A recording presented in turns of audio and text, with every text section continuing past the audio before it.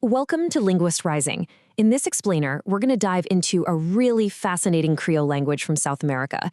And you know what? Stick with us because in just the next few minutes, you'll learn everything you need to have your very first conversation in Sranan Tongo.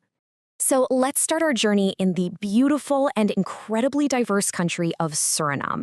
It's tucked away on the northeastern coast of South America, and it's this amazing place where dozens of cultures and languages all come together, creating a linguistic landscape that's, well, it's truly one of a kind. So what exactly is Sranan Tongo? You'll see it called Suriname's lingua franca, which is really just a fancy way of saying it's the common language that kind of unites everybody. Let's unpack that.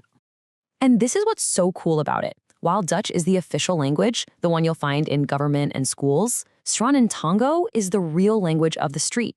It's an English-based Creole that grew to become the absolute heart of communication, connecting all the different people of Suriname. You can really feel the heart of the language in its music. This here is from a traditional song, Lolo Mi Boto. Just listen to that rhythm. Lolo Mi Boto, Lolo. Kwan Maktui Go. It's just a beautiful way to get a real sense of its sound and its spirit. Okay, you ready? Let's learn how to actually start a conversation. The first step is always that simple greeting.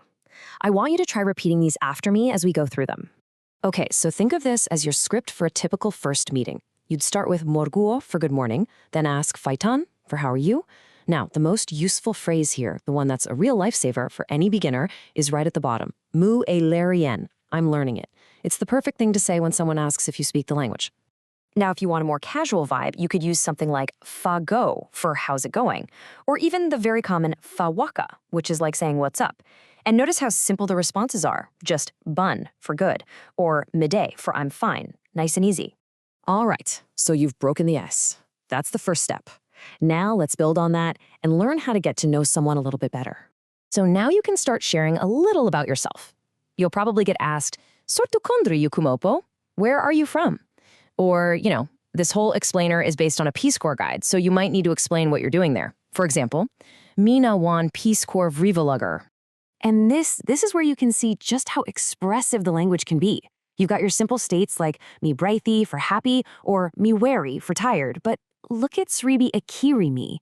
It literally means sleep kills me. How amazing is that? It's such a powerful, vivid way to say you're sleepy. And of course, you've got the essentials like mi no understand you. I don't understand you. Super important.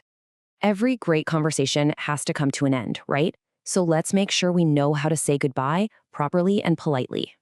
And just like we started with a song, we can find the feeling of parting in one too. The song Adiosi just perfectly captures that warm, hopeful spirit.